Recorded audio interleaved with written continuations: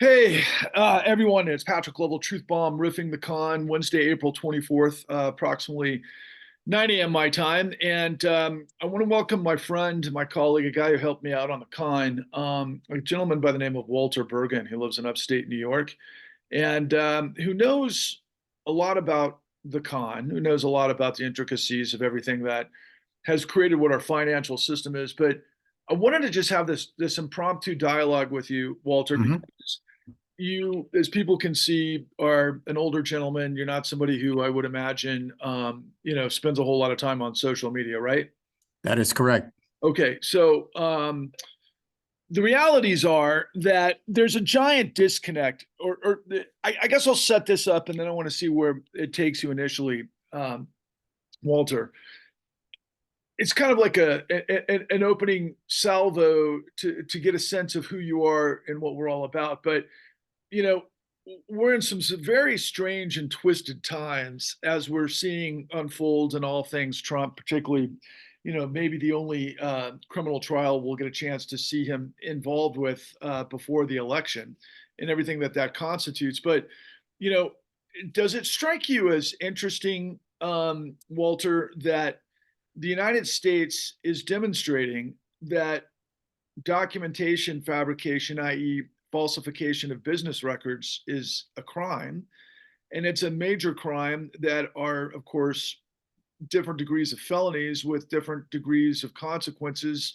I think in the Alvin Bragg trial, we're looking at, 4 years per 30, indictment, and there's 34 of them. But, what he'll be convicted of if he is convicted and what that leads to, we'll see, right? Because they can't even hold him responsible for, this gag order in a meaningful way yet. But Walter, you and I know a little bit about falsification of business records, don't we? Well, yes. As a matter of fact, hearkening back to the con, the original sin, if you will, was the falsification to a large degree, plus some predatory techniques that, as I'd like to say, the raw material of the financial crisis, if I can hearken back, was the mortgages. And for various reasons, people entered into mortgages they couldn't possibly Okay, maintain. but to do that though, somebody had to lie on documents. That's So correct. so That's that. just a very straightforward question, and There you go. just a quick answer though. Hmm. How many are we talking 30, are we talking 34 cases of documentation fabrication? How much documentation fabrication do you think we're talking about? If you were just to Well, guess. in the case, there were millions. Frankly, there were millions of There were tens of millions. All tens right, of so millions. look, Walter, let's start from scratch. Sure. Say again. Where do you live? I live in Saratoga Springs, New York. Beautiful place, great if you like horse racing, but you do Correct. share your time, I believe, in the past with Connecticut and also Florida. Tell us a little bit about kind of why you were in Florida and what that means, and also give me a little insight into Connecticut. Well, my wife and I, and our two daughters at the time lived in Connecticut, loved it. Westport, Connecticut, a terrific town filled with all sorts of artsy type people. And I had several properties in Florida on the West Coast, Sanibel Island, and so on.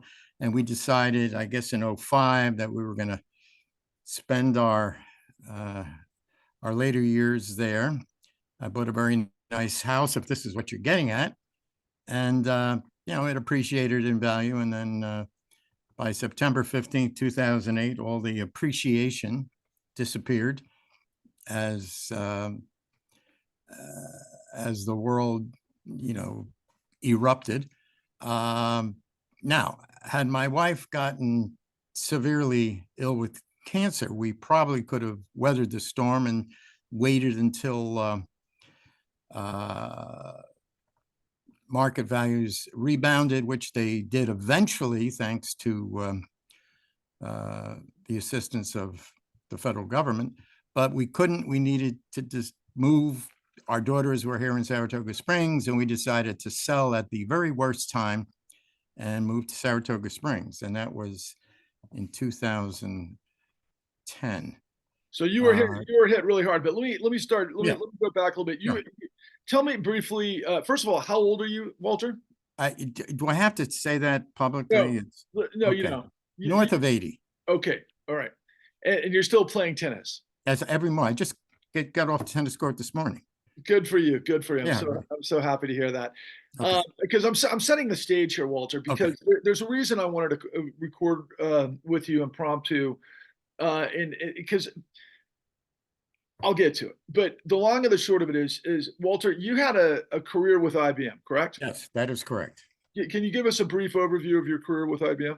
Sure. I joined IBM, believe it or not, in 1960, was there for almost 20 years, sold mainframe computers, ironically enough, to most of the major banks in Manhattan, Citibank, Bank of New York, Irving Trust. I could go through the list. And this was when computers, as I said to you earlier, were the size of houses. Uh, I left IBM to form my own computer leasing consulting company in the late 70s, and I continued to do that with various large-scale clients like Verizon, who was my major client. And since I guess the last 5-6 years have just been doing a lot of research on the financial sector to, I guess, twofold. One, to understand what happened to my personal situation back in the day in 2010. And the more I researched, the more I felt that I, plus millions of others, really got screwed. And so I've steeped myself into that world and pretty much read every book on the subject. So let me And insert yeah, here. So sure. basically, to recap, you're north of 80, you're in Right. retirement, but yet you, like me, are pretty obsessed with the maneuverings of our financial system. And interestingly enough, throughout your career working in Manhattan, Sure. you actually laid down a lot of the infrastructure with some of the biggest banks, and you've been, Hmm. frequent these locations for decades. And when Yes. you and I came to know each other initially, I literally was introduced to you by a gentleman who is one of the most storied journalists in finance in Manhattan in all of media, a gentleman by the name of William D. Cohen. And that name might be known by some, but I would encourage others to look him up because he was a contributing editor to the New York Times. He's Hmm. written for Bloomberg and for Vanity Fair for many years, as well as the likes of the Atlantic and the New Yorker, and then became an executive producer in many ways with Frontline, which is interesting after some of our Hmm. work. But this guy is the equivalency of James Michener in the financial world. He'll write with exquisite detail and Hmm. unbelievable research that is cited in the most measurable way on some of the most prolific topics, such as Goldman Sachs and the Lehman Brothers scenario, and many other situations. He's a frequent contributor on MSNBC and CNN and that sort of thing Hmm. as well. And so this gentleman reached out and said, there's a guy by the name of Walter Bergan who I think you're going to appreciate. And when I first came into contact with Walter, Walter understood a lot about the great financial crisis and the SNL crisis and a lot of things in between. And I want to ask you just kind of an open stated question to start this sort of this methodology that I'm going to try to extract for our viewers.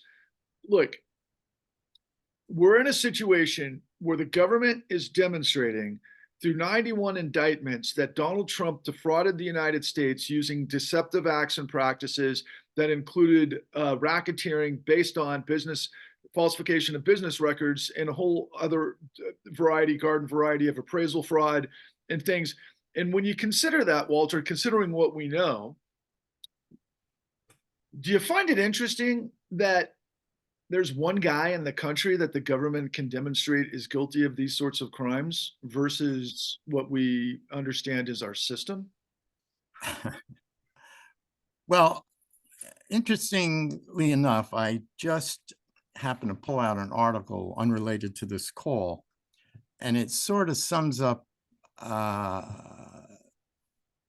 let's say, the financial side of the government. And that was a kind of a quote by Lanny Brewer, who ran the criminal division of the Department of Justice. Well, he was the assistant director Yeah. of the Department of Justice under Eric Holder. And for he basically was quoted in a talk by saying that if he indicted any of the major perpetrators or certainly the companies they worked for, it would have a devastating effect on the financial system. So therefore, he chose not to indict anyone, any of the perpetrators from any of the major Wall Street banks, which really ran the show. And that says it all. Certain people get a pass. So it incorporates, and that's a great answer. But just to remind people who might not be aware of this, Right. What you've just demonstrated is that there's two sets of laws. Correct. So that's the legal equivalency, and I'm glad you brought it up, to moral hazard, because we have the same problem in the financialization of this country, particularly vis-a-vis what I've been revealing to people, and it hasn't penetrated yet, what the Federal Reserve did to save the global economy after what, Walter? What created the 2008 great financial crisis? Well, I'm not sure. I know exactly what created the 2008 financial crisis. The major money center banks, both the investment banks, the Goldman Sachs, Bear Stearns, and Lehman Brothers, Merrill Lynch, and the major FDIC insured banks, Citibank, Wells Fargo, JP Morgan Chase, they all discovered that there was a lot of money to be made by packaging and pooling fraudulent and predatory mortgages into a security and then foisting them on their own clients, getting them rated AAA, and the clients thinking they're buying AAA securities at a better deal than, say, U.S. Treasury bonds. They couldn't make enough of these things. And when they couldn't make enough of them. Let me insert this real quick. Yeah. By the way, pull your computer slightly down so I can see your full face. All right. Sometimes I see like your mouth. There you go. Perfect. Yeah. Other way. Yeah. Other way. Down. I got something across the whole. You had it perfect just a minute ago. You just need to bring it down slightly. How's that? No, bring it down there you go. That's it. That's it. That's what I want. Okay. So you mentioned something there that's extremely important. Why would these firms have to get the securities stamped AAA?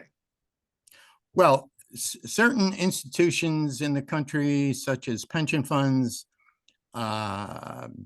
college investment funds, sovereign wealth funds, in most cases are required by law to only invest in the safest and soundest securities.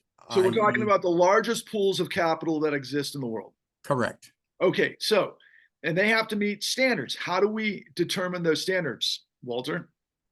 Well, in the specific case that I just mentioned, the Wall Street banks, who had a great hold on these rating agencies in that they basically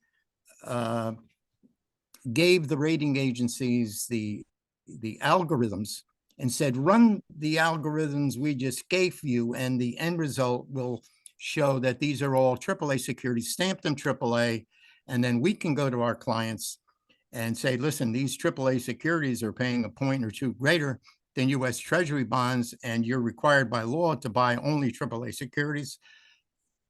Done deal. Now, right, but you might have been one of those pensioners that were invested in one of these particular that's correct. securities, and you might not have even known it, especially if you're working with an asset manager that moves your money. That's the deal. So, right. But the bottom line is, you kind of got there, but you went to a more technical place, but really what it comes down to, Walter, is underwriting. So we have standards, but they have to do the they don't do the underwriting. They do the research to make sure that what they're packaging and pooling and stamping as AAA meets the standards, which of course is an underwriting technique. And you said that the banks themselves forced them to use an algorithm. Basically, what we learned and what was demonstrated in a movie called The Big Short was that what they did was ultimately just rubber stamped the securities without doing the due diligence. And who does that remind us of? Let's just take the segue for just a second. Sure. Were you astonished when you were watching the revelations of what Letitia James was extracting from the Trump model when we saw, in this latest conviction with Engoron, initially finding it was almost like a death penalty for the Trump businesses, but because of the fraud and because of the business falsification and so on and so forth, right. What we learned was that Donald Trump was hyperinflating the assets, particularly of one of his penthouses, where he tripled the square footage, and then I think he tripled, literally maybe it was more, the actual appraisal value of the square footage when you could just simply do the comparables. And what people in media never even bothered to ask was, okay, if Deutsche Bank is providing these loans, isn't it incumbent upon them to do the due diligence that what Trump is representing as material facts meets their criteria? Did you laugh when you saw that whole thing transpire in that particular case? Yeah, of course. But what happened with Trump and what happened with the mortgage business, if you, in the case of Trump, they just accepted on its face that this is, the true values that he represented. Right. In the case of mortgages, when the mortgage application is forged in the sense that income is inflated, appraisals are inflated, signatures are forged. If those are the basic documents that the underwriter looks at or the Deutsche Bank looks at and accepts them as real, what else is the underwriter to do? This stuff all looks good. Yeah, he lives in a 32,000 square foot apartment. It's falsification of records that exactly. That then goes into securities. And this is what I about fell out of my chair, Walter. I was watching MSNBC one night, and one of their so-called experts, to this question was saying something akin to, could you imagine if the entire country practiced in the techniques of what we're seeing that the Trump the Trump businesses had been involved with, which were hyperinflating their assets and the square footage and lying on everything? Could you imagine what would happen to the broader economy? And I thought to myself, it's 2024. This woman is getting paid however much she's getting paid to provide this information, which is the equivalency in media as false representations. Because the bottom line is we did that to tens of millions of pieces of property around the United States that took a $4.5 trillion housing bubble, which was huge in its own right in 2005, 6, 7, and turned it into an $800 trillion monstrosity of derivatives. Now, that's the baseline of what you and I both understand, and you and I broke news, but we'll get to more of the idiosyncrasies of our relationship and how I know you and what we discovered together in just a moment. But I need to ask you this, because what I'm trying to get the American people to understand, Walter. Okay, and I know I've asked you to spread the word, and I know you're north of 80, and social media is not your bit, right? So it's like, it's kind of ridiculous, but the long and the short of it is what we are up against with our work, The Con, and everything that we've done with William K. Black is this monstrosity, this ocean of lies and deception and too much information and misinformation in media writ large. I'll use this as one particular example. Fox News and Papa Murdoch admitted to that their business model is to lie for their audience, and then they paid $787 million because of the Dominion the voting machine, voting machines, and so the bottom line is everybody in media is telling us this hyper-focused story on Donald Trump, but meanwhile, what did we deliver in the con? Well, you delivered everything as far as I'm concerned, and hopefully the the backstory, where I believe, and I think you believe too, it all began back in the '80s with the savings and loan debacle. I don't Uh, believe that. That's what happened. without which, by the way, without which we never would have had the financial crisis. I won't go into a long harangue about it, but once the savings and loan banks, the entire industry went south, and we can go as to why. Somebody had to take their place to originate mortgages. Well, who did it? The independent wholesale mortgage originators, who are totally unregulated, the Ameriquest, the Countrywides, the New Centuries, and they had no rules to go by. They took fraudulent mortgage. Matter of fact, they engineered the fraud in many cases, and they were the middlemen between the mortgage market itself and the Wall Street banks, who actually bought those mortgages, They were the pulled them, investment banks, knowing they were fraudulent. and they provided what we call, by the way, warehouse lines. Okay? Exactly. And they Well, and, not. Yeah, go ahead. and the way it worked is that, for example, Lehman and Goldman and so on and so forth, the mortgage brokers, the originators, had to reach specific numbers, and so they were just getting product after product through what you were talking about, through predation and deception and liars Mhm. loans and all manner of degree of, again, falsification of business records to get loans approved. Because why, Walter? Well, look, when it finally comes down to it,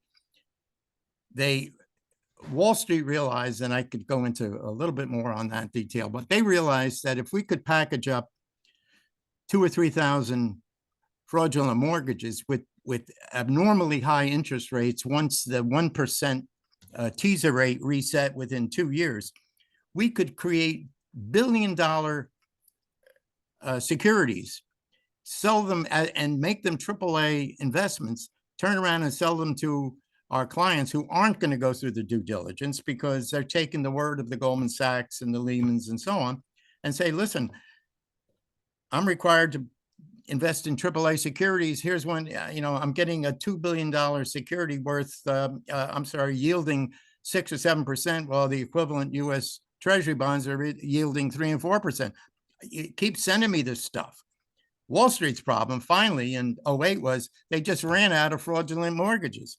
So they went to phase 2, where, well, let's sell insurance policies on the fraudulent mortgages. Which we call credit default swaps. Credit default swaps, exactly. So and then you have a government and a Justice Department who literally gave them a pass. And by the way, it's not giving them a pass for no reason.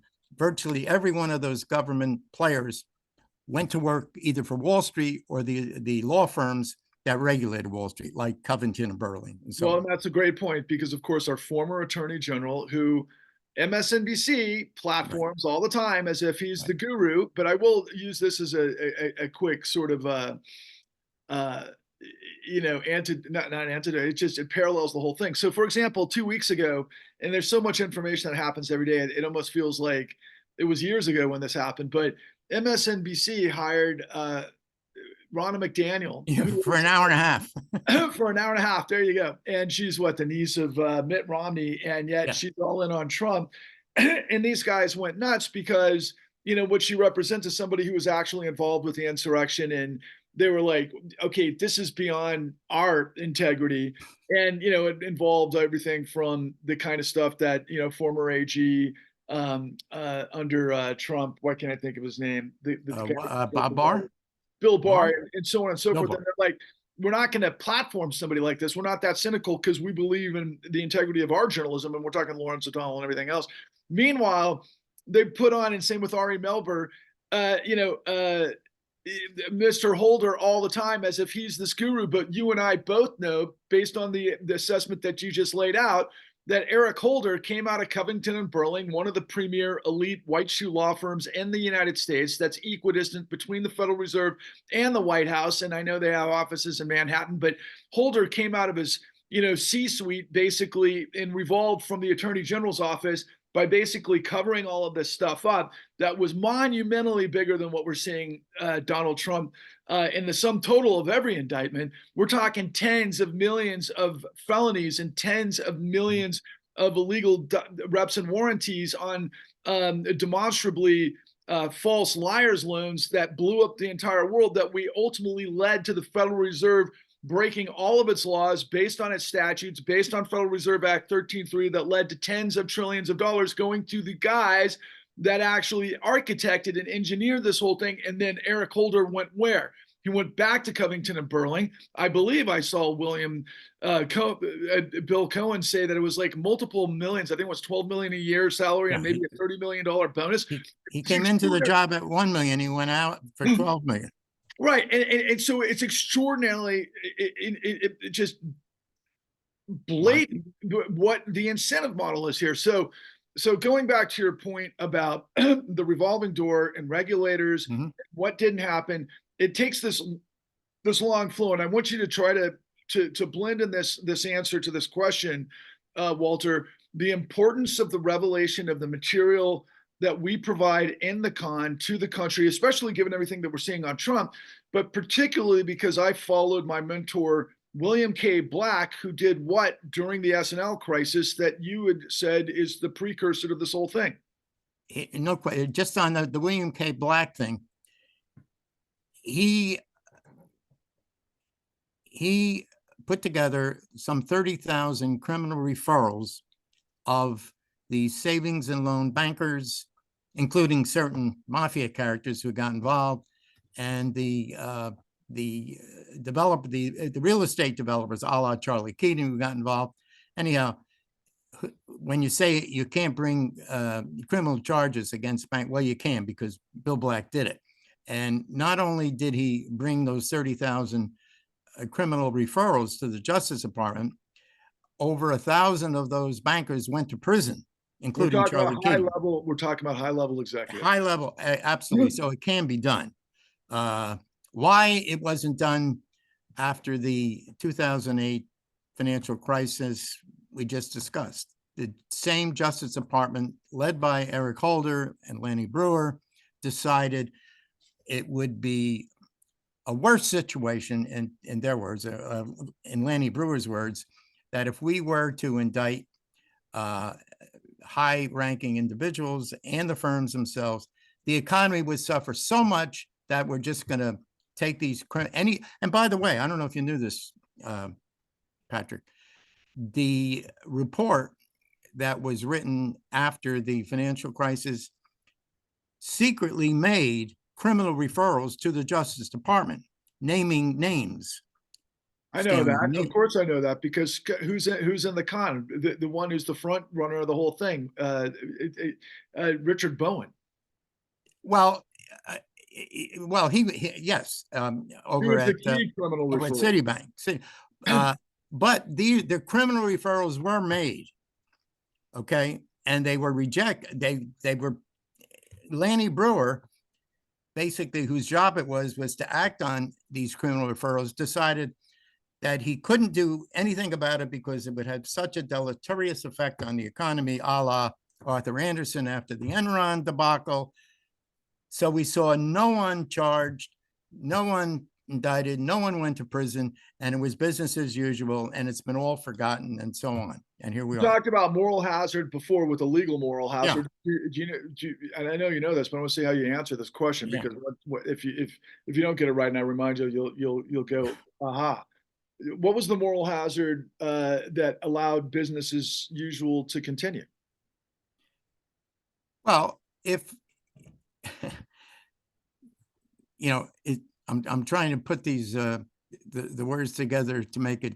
If there was no whisper even that anyone at the Goldman Sachs and the Morgan Stanleys and the Merrill Lynches did anything wrong, why not, guys? Hey, listen, this, as Alan Greenspan said, no one could have known this. No one could have known there was. Would they have survived if they weren't bailed out? Let me put it this way. In my opinion, executives could have easily been charged.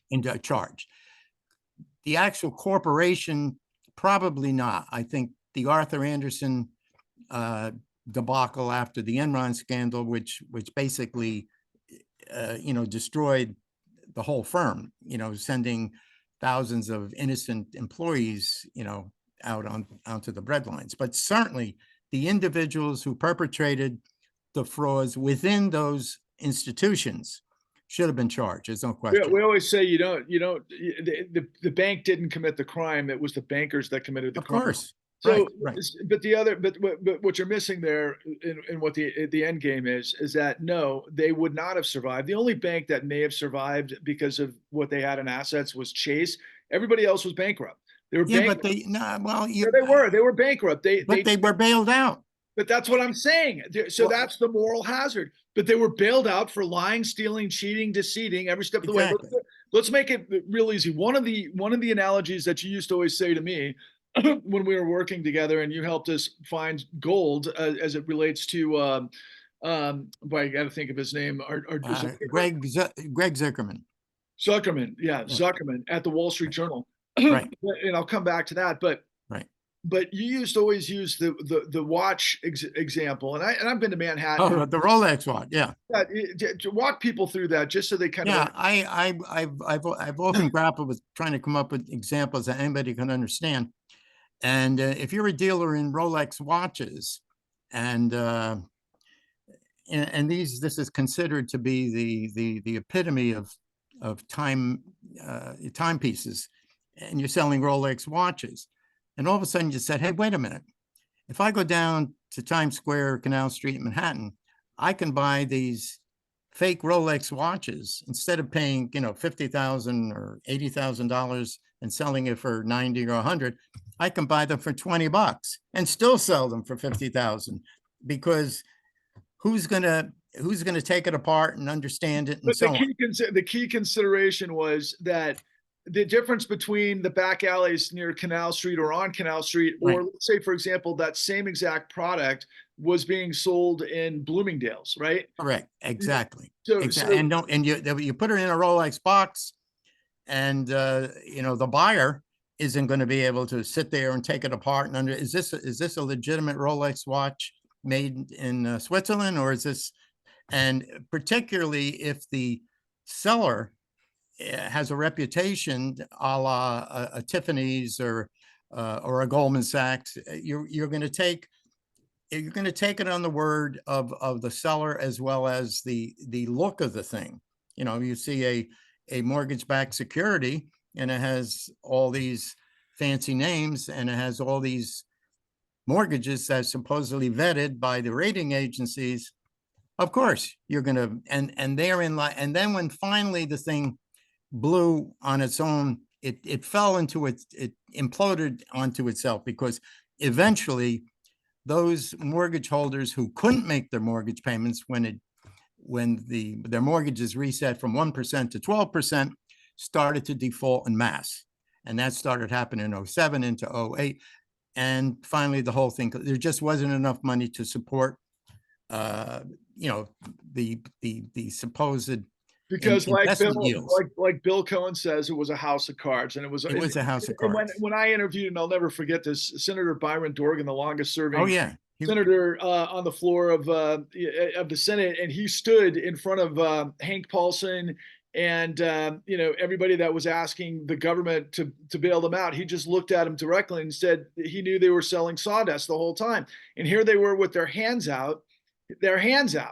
The guys who came from the most storied investment banks on Wall Street with the pot in hand were like, we need you to bail us out, which is called what, Walter? What happens if the government provides the liquidity, the cash, the functioning of the entire financial system so that all things can function? What would that be called if Too big to fail? How do you like that? Too big to fail? It's too big to fail, but it's also socialism for the criminals. Right. It's socialism for it's most people like, oh yeah, socialism. The government can help people and provide jobs and home, and shelter and in medical, and yada yada yada. But at the same time, no, that we gave tens of trillions of dollars to the guys that blew everything out. up based on what was Act One, the savings and loan crisis that Bill Black put it into, but then they got rid of Bill Black. And then they ultimately did all of this deregulation to enable through the Clinton administration all the way up. But so here we are in 2024, okay? And Mhm. that and I know you're a frequent viewer of MSNBC, and I know you know Trump is an existential threat, and Trump is a joke. Trump is such a joke. I just interviewed, I don't know if you know David K. Johnston. Oh, I'm yeah. sure you do, but Yeah, I yeah, interviewed him yeah. and Warren B. Black. It was extraordinary. I've been pumping out unbelievable information. But again, Walter, how many people do you think got devastated, yourself included, from everything that led to the 2008 great financial crisis? Oh, I know it's in the millions. I'm not sure the exact number, but North of 50 million in America. right. It's probably 130 million around the And the world. irony is that it wasn't just those who entered into fraudulent loans and who, by the way, in some cases thought they were getting a great deal. I mean, they were handed these. I use the example of the strawberry picker in California, making $14,000 a year, was given a mortgage for $720,000. Now you can pull that off for the first 2 years because at 1% interest, that's only $720 a month, which is what this guy was paying in rental. But in 2 years, when the mortgage reset to 12 to 14%, it defaulted, along with millions of others. Now, what really happened to most of us, I think you and me included. Right, before you go Yeah, but right. people need to understand, and when you talk, I need you to back up a little bit because All every right. once in a while you cut off your lower jaw, and so I want to see your full face as we're talking. Oh, here I am. Okay, but the long and the short of it is, why would they do that? Well, because the people that were doing the loans get fees and they were incentivized to do it because the CEOs work on what we call control fraud based on modern executive Right. compensation, using other people's money to create short term effects that they get bonuses on. So if everybody lies, steals, and cheat to get the number based on fraud, they're making a whole lot of money in the short term until what, Walter? Until it blows up. And Until when it blows up, they knew going back to the late 90s because of what we knew with the Greenspan put, that the federal government and most people don't understand the Federal Reserve would be there to guarantee them, and the law would not bring down the indictments and then the convictions. So if there's no accountability, Walter, what none. exactly are we in the United States? Well, you could say it's an oligarch.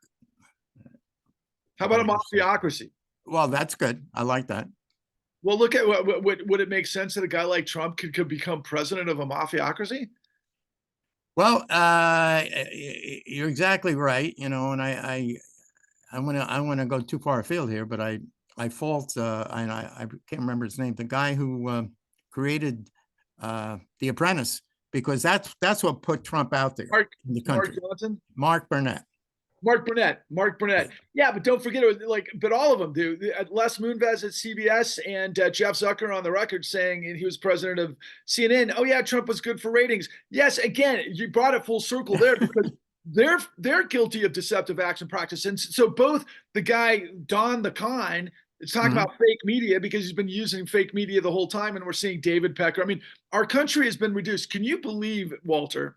Considering you are a senior and you've been around long enough to know the National Enquirer, that the United States, the superpower of the United States, with all of our collective everything, whether it's our intelligence, our technology, our strength, our all capacity for greatness, we've been reduced to the National Enquirer. Would you have thought this is possible 30 years ago? I never would have, and having lived in Manhattan and having, kind of snickered every time you saw Trump's name mentioned in, page 6 of the New York newspapers. What a joke! I mean, the guy was a joke from day one. His old man was a fraud who used government money to build apartments, crappy apartments in Queens and Brooklyn, and then And the predate on minorities. Did you know what I learned from David K. Johnson, of course, the most yeah, prolific expert in all things Donald Trump? Did you know right. that his grandfather, Trump's grandfather, was a pimp? I didn't know about the grandfather. I knew the father had a made man in the mafia as a partner. I mean, a legitimate partner. and was either a member of the KKK or certainly sympathized with the Well, he was KKK. definitely, that's where we get America First and all that stuff with Steve Oh, Bannon. yeah. But Right.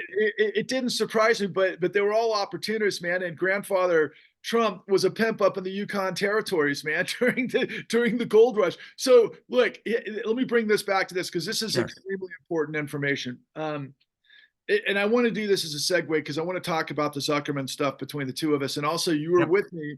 You were with me when we interviewed. It was one of the greatest interviews that we ever did with Neil Borofsky in Midtown Oh, yeah. Manhattan, up there on the 77th floor of that posh Brenner and Jenner and Lock. I think that was the name of the white shoe law firm that Neil Borofsky worked at. But I'll incorporate those two Hmm. experiences with you in a moment. But I want to ask you this again Yeah.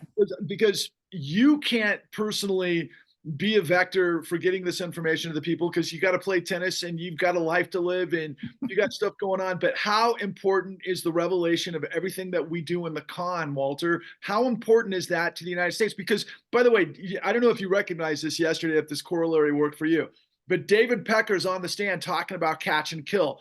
I Right. have reason to believe, and I know, and I'm pretty sure this is exactly what happened on two fronts. BlackRock did the same thing to us. Really? Larry Fink. Yeah, you know who's the largest shareholder at Netflix and HBO? Um, are you talking about an individual or? No. Well, company. The largest shareholder is BlackRock and Vanguard for those two No companies. kidding. Did you know Okay. that BlackRock managed the bailouts that I mentioned to you? Did you know that Larry Fink was the guy that Geithner put in control to manage the bailouts?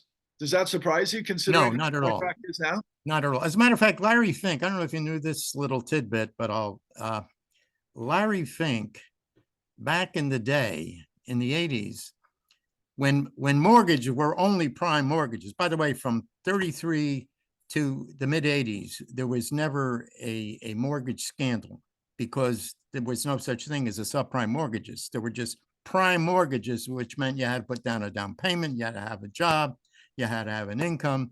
And so there was never any fraud even whispered about in the mortgage business. When There was straw buying, though. I will tell you that, but that's another now, story. straw buying is one thing, but not to the extent. But Larry Fink, a mortgage-backed security. I don't want to get too technical, but I think I can do this very quickly. Is 1,000 mortgages? The income from 1,000 mortgages flows to an investor. Okay, Larry Fink is credited with coming up with the tranching concept, Yep. where the top 80% could be rated AAA and get paid first before the bottom 20% got anything. This idea. Larry Fink was the one that designed that. I thought that was Neil. What's his name? The father of MBS. Why can't I think of his name? You know, No, you're thinking of Lou. Lou Ranieri. No. Lou hit gold when the savings and loan banks went south. He was buying up a mortgage, triple. By the way, prime mortgages. Larry Fink was at First Boston at the time, and he's attributed with setting up this tranching effect. I won't go into a lot of detail, but that basically enabled, when filled with subprime mortgages, that the top 80% can be rated AAA. The bottom 20% is garbage, total garbage. The top 80% is garbage because they're subprime, but the bottom 80% is total garbage. By the way, that bottom 20% became AAA on the next iteration of Wall Street's so-called innovation. But anyhow, I digress. No, that's interesting information. It's extremely important that Larry Fink was there because what I'm telling you is, do you Yeah. remember Larry Fink cleaned up the S&L crisis because of the Resolution Trust? They Right. were okay. That was before Aladdin and everything that became BlackRock and Blackstone, but they were definitely the experts, and that's why Geithner probably chose him. I always thought it was Oh, yeah. Goldman Sachs was in trouble because of government Sachs and all that kind of stuff. But you're right about that. But let me ask you to segue here real quick. Were you aware? Because you and I have talked about this on many occasions. Were you aware? And I wonder if because I want you to kind of compositely address this real quick. I covered this with William K. Black and David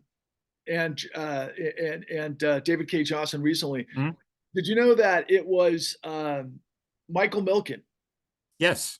and all of the junk bond scenarios with Donald Trump that was the whole Taj Mahal and that whole connectivity between junk bonds and the triple A Really, and everything through the investment yeah. banks, but guys like Trump. But who else like were involved with some of the criminality of that SNL time period? Can you walk us through that? Oh, yeah. Well, what really happened was when interest rates soared to 20% in the early 80s, inflation essentially because of the oil embargo by OPEC. Anyway, so interest rates goes through the roof. The savings and loan banks are screaming that they're collecting 6% on mortgages, and paying out 3% to attract money, and they couldn't compete. And when the Merrill Lynches of the world were selling money market accounts at 15, 16, 17%, and so on. So what really happened there is in 1982, the Reagan administration decided to deregulate savings and loan banks, Garn, St. Germain. And not only did they deregulate the banks, meaning that the bank owner of a savings and loan bank could offer any amount of money to attract deposits. Now, what this did is it brought these crooked real estate developers into buying SNL banks and using that as a piggy bank. They put an ad in the Wall Street Journal: SNL Bank, fully insured by the federal government, paying 18% for your deposits. So the money would just come into these little tiny savings and loan banks all over the country, owned by real estate developers who use the money not for mortgages, but to build resorts and virtually anything. You're talking about specifically. Exactly. That was also Lincoln Savings and Loan. And of course, by the way, who was his top economist? Do you remember? Alan Greenspan. That's exactly right. What was Alan Greenspan's kind of claim to fame? Well, I'll tell you what his claim to fame was. When Reagan gave out the big tax cut, the government didn't have enough money to pay the bills. So Reagan said to Greenspan, who was a private consultant at the time, and said, listen, come up with something because we got real problems here. So he came up with the fact, let's double the Social Security deduction, and we'll use that money to pay operating costs. He called it revenue enhancement. So Alan Greenspan was rewarded by Reagan he became chairman of the Fed. Right, but he was also the top dog for Charles Keating, who goes down during the SNL. Oh, yeah. Well, that was when he was a consultant. Yeah, for $30,000, he wrote a letter of recommendation for right, Keating. But his whole thing was laissez-faire, right? It was like, let the market is God, right? And so he becomes this Chauncey Gardner character who's in charge of the Federal Reserve. And ultimately, as you know from our work that we found, and I don't know if you ever saw this later, but just a quick segue, that we have the evidence that Alan Greenspan was put on. I don't want to say put on notice, but at the same time, so the Federal Reserve is mandated by Congress through the Homeowner Equity Protection Act to regulate the markets, the housing markets. Right. And after 9/11, we reduced the interest rates to try to hyper pump the real estate market, and then ultimately. He was provided all of the information of predation and all of these liar's loans and everything else. And Greenspan is the guy who's supposed to regulate that. And Greenspan famously said in 2008, what, Walter? Did he say that everybody knew this was happening, or what else did he say? Well, he said no one could have predicted this. That's right. He said no one could have predicted it when he was the guy who had all the information. No. He was the top dog responsible for it. So that's another part of this thing. We have Eric Holder and Alan Greenspan, and now we got Trump, and they're talking about Trump. All of this gossip, like what, 3 decades later. My thing to the American people is that you got to understand, this is not Trump is not a standalone. What is the importance of the con, Walter? Why do people need to understand the con? Well, you need to understand what's going on it affects how you live your life. It affects your ability to, borrow money, to invest money, to do all sorts of things. And if you don't realize that the government is not regulating predators who work their way into the system, and eventually it as it did and guarantee them. Yeah. And by the way, interesting enough, when the first meeting was called of all the CEOs of the Wall Street banks, when they started giving out the $10 billion, when, the three stooges of Wall Street, Talking about Tim Paulson Geithner. and Geithner and Bernanke meeting with Jamie Yeah, Dimon at the 13 Bank of Wall Street. right. Yeah. But I like, as he's handing out 10 billion, 20 billion and so on, John Thane, who took over Citibank after, was it Citibank? Yeah. And they're handing out, he said, well, wait a minute, what about our bonuses? These are the guys that Oh, he just, was at Merrill because it was yeah, Merrill, you're right. You're Merrill, right. yeah. It was But Stanley O'Neill had, yeah, he had destroyed the bank. But anyhow, yeah, what about our bonuses? It's right, like, well, and I'll never forget that Occupy Wall Street picture where all of the guys in Manhattan were on the balcony drinking champagne. yeah, While everybody down below was protesting, and nobody put the two together. Everybody was like, look, those sick rich guys, but nobody knew they actually destroyed everybody, and they got paid trillions of dollars by the government illegally through this revolving door. And here we are looking for law and order. And oh yeah, we got to save democracy in 2024 because Donald Trump is the ultimate threat. No, Donald Trump's not the ultimate threat. He's the consequence of all this stuff. Let's go back to this briefly, because then I got to finish up. Look, Walter, sure. you've done some no, again, you got to finish this point, and then I'm going to move on. Why do people need to watch the con? Is it because, like you said, they need to know what's going on? But is our country operating in a honest matter where the law is supreme, where bad guys can't control the government, or is it just the opposite, Walter? Well, currently under Biden, I have to say, we're probably as, I don't detect that there's any major shenanigans going on in the Justice Commercial Department. real estate, Walter? How much retail is available in Manhattan right now? Do you know? Well, there's a ton of commercial space in Manhattan. Of course, that's part of this. It's a sequence. Yeah. Same with. No, I think 08 set us on a trajectory that we may never get out of in terms of real estate. The housing market is still, with interest rates relatively high, it's still a tough thing. Okay, is Biden better than Trump? Yeah. Does that mean that we're not corrupt? Well, who control Biden or BlackRock? I'm sorry? Who's got more power, Biden or BlackRock? Well, that's a loaded question. Obviously, is it loaded, or is it the truth? Who's got more power, Biden or BlackRock? Well, BlackRock right now. Okay, that's the reality. So, but wait a second, isn't the president supposed to be the most powerful chief executive in the United States because he helms the United States? So that means he's the BlackRock's more important than the United States. So okay, yeah, it's rhetorical. Look, right. You and I had some incredible moments because we were in Midtown Manhattan. Mm-hmm. We went to Neil Barofsky, among other things. But the Zuckerman piece is very important. Remind us who Jeffrey Zuckerman is. Remind us what you know. And you got to do this as quickly as possible. I'll do it fast. I have it down to a science. And I talk can do to me this. about who John Paulson is and Paolo Pellegrini, right. Okay. and what the greatest trade ever is. The corollary to the subprime mortgage market is the insurance, as you mentioned earlier, on the subprime mortgage market. And that was, Greg Zuckerman wrote a book called The Greatest Trade Ever. And he walks us through what happened. I can do this real quick. Believe it or not, it started with the Exxon Valdez. I'll do this real fast. The Exxon Valdez spilled oil in Valdez, Alaska. The state of Alaska sued Exxon for $5 billion. Exxon needed to get a line of credit in case they lost their appeal. They went to JP Morgan, the bank, and said, listen, we need a $5 billion line of credit. And they said, oh, okay, we'll do it. You're a great client. In the meantime, they realized the fee for a line of credit is nothing.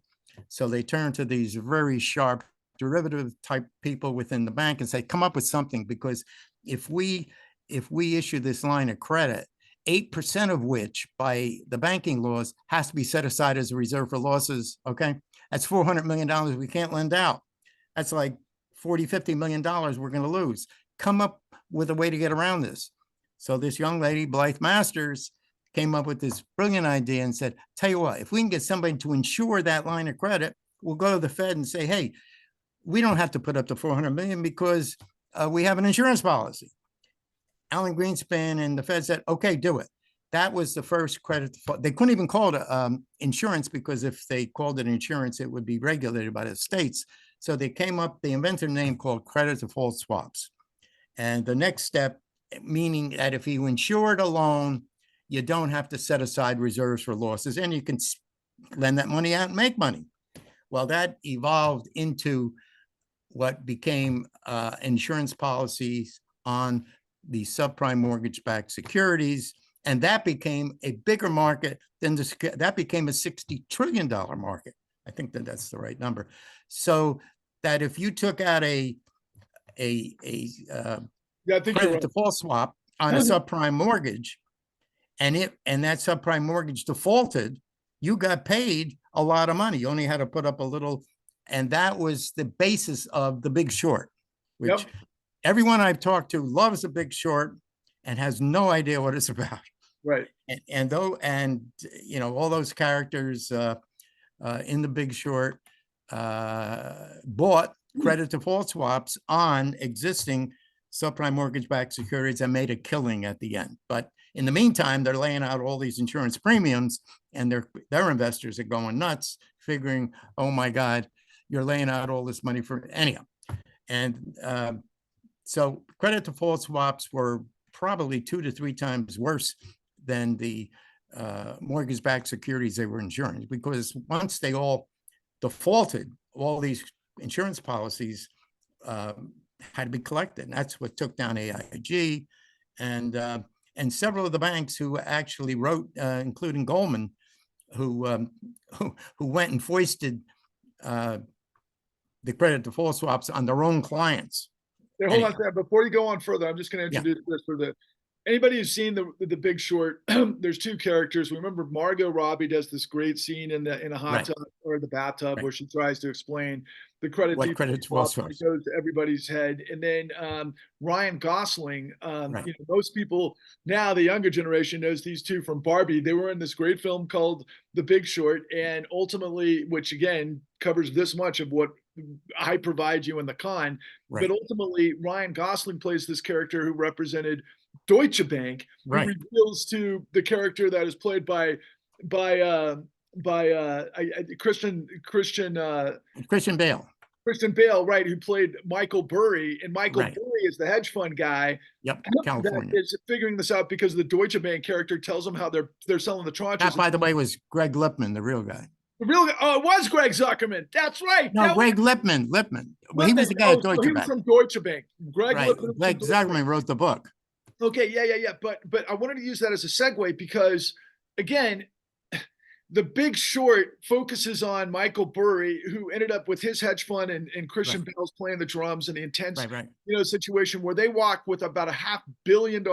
Right. But what we're now talking about is John Paulson and a cat by the name of Paolo Pellegrini and Goldman Sachs. So walk us through from there. Yeah, well, what happened was John Paulson, who, by the way, just hosted Trump's last big soiree of billionaires. Trump is talking about John Paulson being his Treasury Secretary. Oh yeah, well, there's always a quid pro quo. But John Paulson was a minor player in Manhattan in the 205, 206 time frame, and had 12 or 15 people doing mergers acquisitions as a hedge fund. And a former colleague, what would you say, a classmate of his at Harvard, was an unemployed 50-year-old, twice divorced, dead broke guy. My name is Paolo Pellegrini. He gets hired by John Paulson. He begged him for the job. Nothing to lose, He had nothing to lose at this part of his career. Exactly. So he had to come up with something faster. He'd be back out in the street again. And he started doing his research, and he's hearing these stories like the FBI in 2004 what was the FBI guy's name? I forget his name. Chris Wecker. Chris Wecker, right? And so, listen, there's a fraud epidemic in the housing market. Something's got to be done about it. Well, the Bush administration did zero about it. Anyhow, so he started to investigate, knew nothing about the housing market, met with Greg Lippman, heard about this potential fraud, got back to his boss, John Paulson's, listen, we got to buy insurance policies on these mortgage-backed securities that look like they're going to collapse and we can make a killing. And he basically convinced John Paulson to use, his client's money to buy credit default swaps, which he did to the tune of $20 billion worth. And when the market crashed, 20 billion was the single largest transaction in all of Wall Street history, as articulated by Greg Zuckerman in his book, The Greatest Trade Ever. Okay, but there's more to it than that. Okay, so well, there's a lot more to it. We could do a whole thing. But this is extremely important because you brought me Greg Zuckerman, and you and I had discussed this, and there were certain things that Greg Zuckerman said. So this is extremely important. Right. Okay? So Paolo Pellegrini and John Paulson, similar to what we saw from Christian Bale's character, who is The Big Short. Right. Yeah, which is Michael Burry. The idea is that they did their due diligence. They realized that the housing market was growing exponentially faster than it had traditionally. They wanted to see how the underwriting standards were, and so on and so forth. The way it's depicted in the in the Big Short is that they go to a strip club and they see the strip dancer pretending like she's some sort of market analyst, and she's like hedging on, I don't know, 6 or 7 different properties that she was able to get that are in her portfolio. And they're like, look, here's a strip dancer getting all of these houses. And so that's who to blame for the 2008 great financial crisis. Meanwhile, the real story, and this is what we got from Zuckerman, man, and this is what's so insane, Walter, that the country doesn't understand this, is that not only, and this also plays to, I did another interview that you weren't a part of, but that you might remember was in the Kind, a woman by the name of Rachel Steinmetz, yes, who came out of Greenpoint Mortgage, and Greenpoint Mortgage was also in Midtown Manhattan. Right. I'll never forget paying $180 for 3 hours of parking, Walter. Your city is insane. And the long and the short of it is, and we did that right before. It was amazing. We had 2 interviews. Imagine this.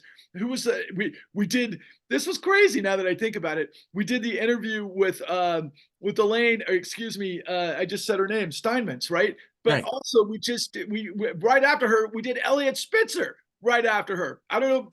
Yeah. I saw him in the Con. I didn't see I didn't do the interview, but no, it was crazy. No, he's not in the Con. He is briefly, but we had him for season 2 of the Con, and I got shut down by BlackRock, and a catch and kill is really what it comes down to. But Rachel Steinmetz reveals to us that Greenpoint, she had to approve the loans because she was an underwriter, and all of the things that came with that, because that's what built these tranches. But Greenpoint ended up being purchased by Goldman Sachs. They were the vertical lender, just like what happened with, what's it called? Countrywide. Countrywide got bought by Bank of America because they bought up all of the verticals. But what Rachel Steinmetz explores is, and then what we got from Zuckerman, is that Zuckerman said that Paolo Pellegrini was handpicking the worst of the worst loans to be put into the securities that Goldman was shorting, including what Mr. Fabulous, not Mr. Fabulous, no, Fabulous Fab for Torre.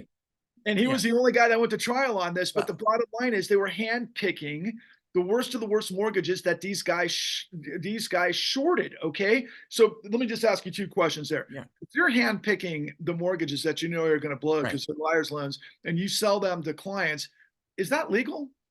Probably not. But I want to just insert something here. In order for, let's say, Goldman Sachs, in the case of Paolo Pellegrini and John Paulson, they were not required, but all of the originators of these mortgage-backed securities, had there was a whole industry that came up called CDO managers. This was supposedly an honest middleman who was supposed to vet all of these mortgage-backed securities, because Goldman Sachs is representing that these are solid, will never default to their own clients. These guys were paid by the Morgan Stanleys and the Goldman Sachs and Merrill Lynch's, okay, to be their selector of the safest and soundest. Paolo Pellegrini met with the lady from, it was ACA Management, who was supposed to pick the safest, and he gives her the whole list of, well, these are the ones we have to pick, and she basically accepts that list of the ones that are definitely going to default, okay? And then Goldman, this, by the way, this was the Abacus 207 deal that they sold to the bank, I think IKB Bank in Dusseldorf, Germany. Okay, Right. but you're absolutely right. The whole thing was fixed. Hold on a second, though, but okay, look, Yeah. they handpicked Yeah, the worst of the worst mortgages that they Right. plugged into the securities that Greenpoint was packaging to these CDO managers, like you said, and so on and so forth. So, if you know the stuff that you're putting in that's going to blow up, Right. what is that legally called? That's called fraud. Which is also deceptive acts and practices. Right. Now, the hardest thing for a prosecutor to prove is what? What did Obama say they couldn't prove? Well, intent in your head, but Intent. So, is there a chance that there's not an intent to defraud when you know that you're selling liar's loans through this pipeline? Give me a break. But this is what Zuckerman says, right? So, again, remind people what the sum total of what when Paolo Pellegrini and John Paulson backed up the Brinks truck to bet. How much did they walk with? 20 billion. 20 billion, which Billion is in fees. it's the largest hedge, the largest trade in history. What was the Big Short ultimately, cumulatively? It was $500 million that they showed us in the Big Short. For reasons 20 billion. For reasons that escape me, Michael Lewis chose to represent, you know, 3 other players in that same world and ignored Right. John Paulson. I don't know Right. why. Which again, is deceptive acts and practices of media, which is what I'm trying to tell the American people. But hold on a second, because but look, 2 years ago, Walter, Mhm. the Supreme Court of the United States, which we now understand is what, Walter, when you Rigged. corrupt, when you think Corrupt. of Absolutely. what's happened with Clarence Thomas and Justice Alito and and Harlan Crow and all of these other clowns and Leo Black and all of this stuff with all of the billionaires investing in the Supreme Court justices, it's like, what? These guys heard a case 2 years ago between the Arkansas teachers pension, the pipe fitters of America, and the plumbers of America collectively brought this class action against Goldman Sachs, and the Supreme Court justice ruled that it was an act of God, that Goldman could not have anticipated the market. But what did we just expose, Walter? What did they do? It was totally rigged. It was totally rigged. They knew exactly what they were doing, and they set everybody else up, and the Supreme Court let them get away with it. So the long and the short of it is, Walter, I'm sorry to look, you know a lot about the stuff, and we need to bring this to a close. Right. We have the information. Do we not have that information from Zuckerman himself? You have the information, and I would leave you with this. The best line in The Big Short was when the Greg Lippman character was talking to the 3 guys at Frontport trying to sell them those credit default swap insurance. And he said, don't you guys realize what I'm doing here? I'm selling you fire insurance on houses that are already on fire. Exactly. And then what happened in the end? We circled the wagons where the Federal Reserve provided in 2009, $33 trillion of emergency liquidity that went to these bonuses and all of these other things that we talked about to save the global financial system from its own destruction through the rotting corruption that it had. Then it went to another $16 trillion that led to quantitative easing, which was purchasing. You remember, John Paulson said he was going to use the bazooka, but Timothy Geithner said the American people are foam on the runway for the crashing financial system, which was them purchasing the revenue streams of these toxic mortgages that, oh yeah, by the way, Sullivan and Cromwell was negotiating on behalf of the consortium, and Sullivan and Cromwell was the same law firm that created the CIA. A guy by the name of Raj Cohen admitted in the Federal Crisis Inquiry Commission that they knew, based on these collateralized debt obligations and CD credit defaults, they didn't know how deep the fraud went. That's the $6.5 trillion housing market, or $4.5 trillion housing market, to a $600 trillion derivatives market. So they shored it all up through 49 trillion. That leads us up to 2016. There was another 22 trillion in 2019 before COVID. That's $71 trillion before COVID. And so I got to finish this up right now. Okay. Mm-hmm. Look, man, how important is it that the American people wrap their head around the con and understand what our government has been doing while we're making this about Donald Trump? Make it make sense to me, Walter. Critically important. It is, I think, one of the greatest documentary series put together. I enjoy going back and taking a look at it myself, and it needs to be put out there. I mean, it is out there. I understand that. Hey, by the way, let me just say one other thing. People to see it at the con, www.thecon.tv. Go ahead. Wall Street is brilliant at making things so complicated that the average person can't even understand what the terms mean, and I could sum up Wall Street in 2 words. And the only thing that counts on Wall Street is annual bonuses, period. How they get put together and whatever techniques they use, whether it was 1929, just speculating in the stock market and the fees are coming in, annual bonuses, that's all that counts.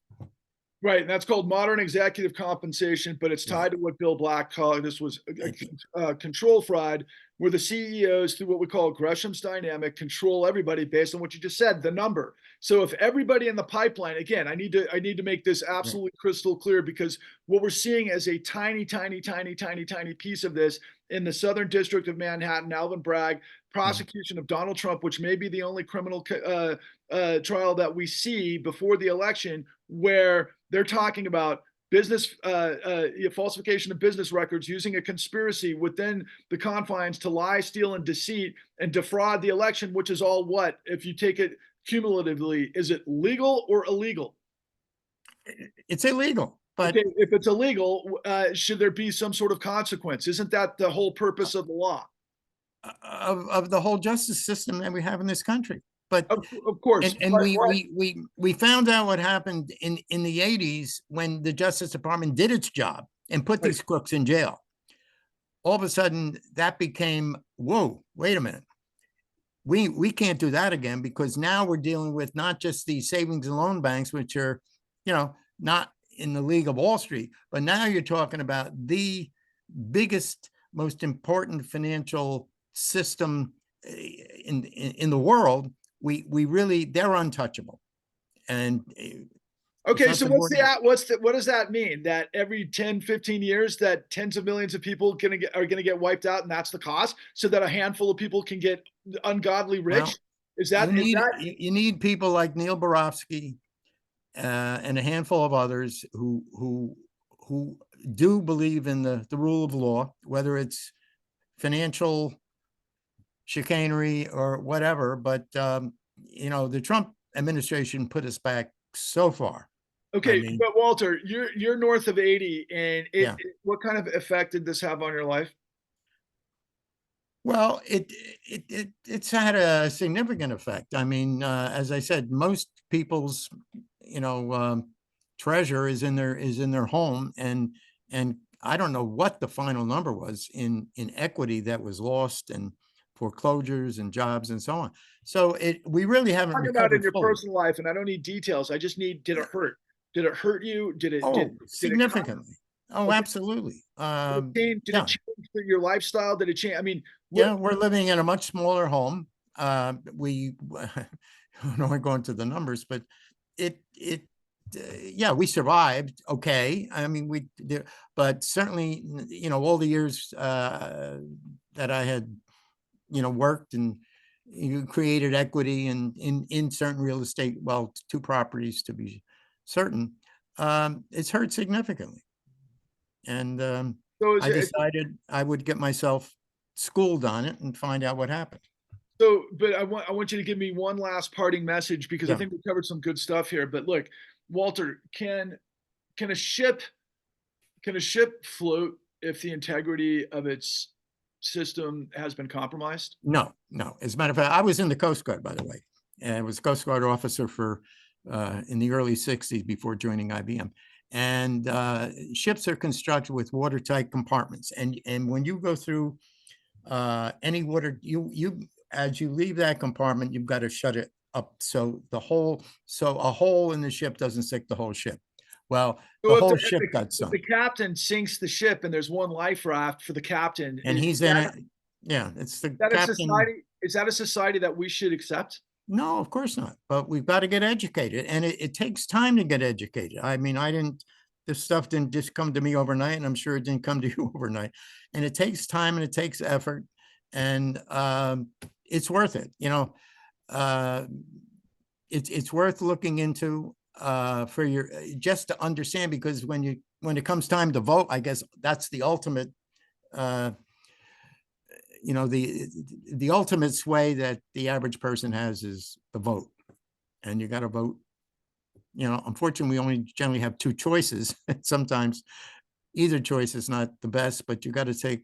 Okay, so I'll finish off with this. So, Okay. Walter, one thing that you're not aware of because you don't do social media every day and it's hard to Right. keep up with things. But look, Right. man, I've created the Clean New Deal, Walter.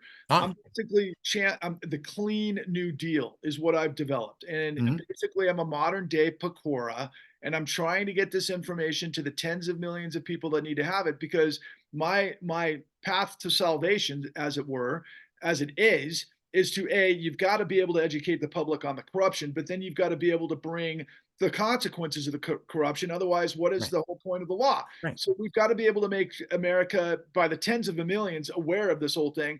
And if we were able to press forward, just like they did in 1933 with Ferdinand Pecora, Right. there has to be a reckoning in Congress in front of the American people, which is a near impossibility because Congress is corrupt to the gills. Same with the Supreme Court. But if the American people understand, and by the way, the New York Times buried most of this stuff, and Mr. Bill Cohen told me that straight Right. up. We're there. You remember he says it's corrupt. It's all corrupt. That's the whole point.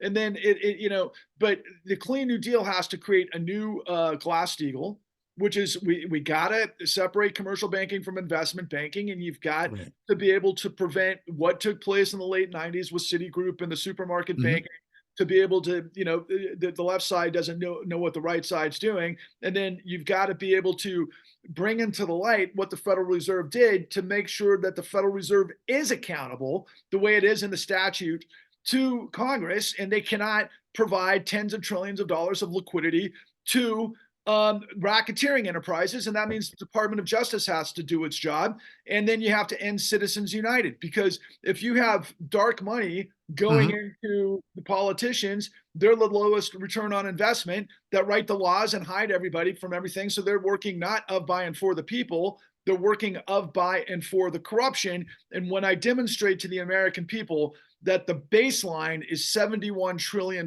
that's a conservative figure that if you understand that's a starting place. uh, Walter, do you think $71 trillion can be better spent than corruption that serves the top 0.001%? I think so. I really think. I think so.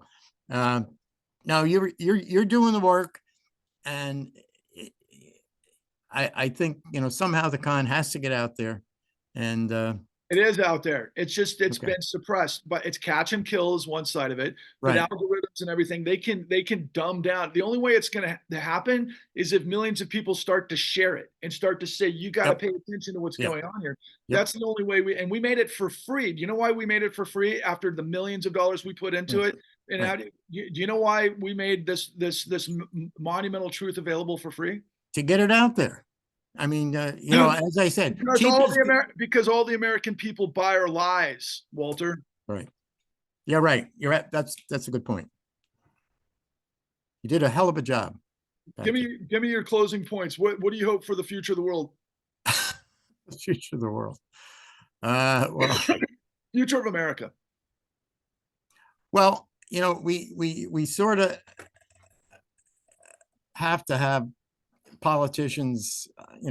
I guess FDR is my model, who really have the country's interest at heart and the citizens' interest at heart, and not their own personal ambition or pocketbook at heart. And we've got to somehow elect.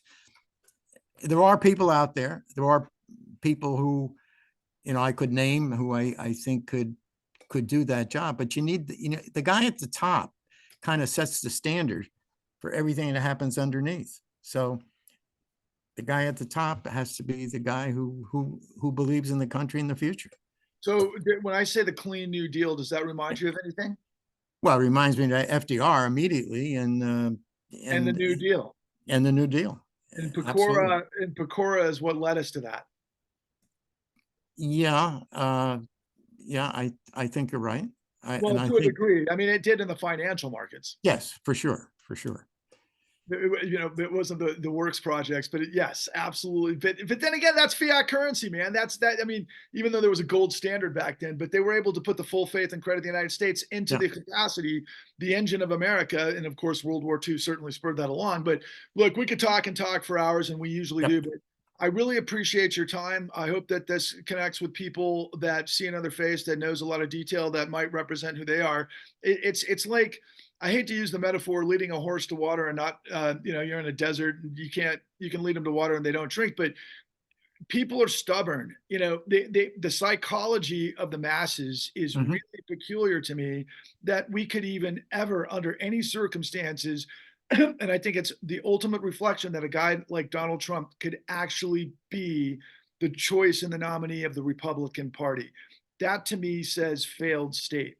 If you can allow a guy who's a two-bit huckster, who's on trial for giving hush money payments to steal an election to a porn star while his wife was pregnant while hucking Bibles, what does that say about the people that buy that crap? It really is. It's hard to put into word. What? Oh yeah, I'm being paged. Uh, well, anyhow, it says a lot about where we are, but I think we still do have a pretty good future compared to the rest of the world. That's right. It's called the Clean New Deal because when you have the Clean Love New it. Deal, you purge the misery of tyranny, and we're going to replace it with the renaissance of possibility. Love it. Walter, thank you so much for your Thank time. you. We'll talk soon. Thanks, Patrick. Bye.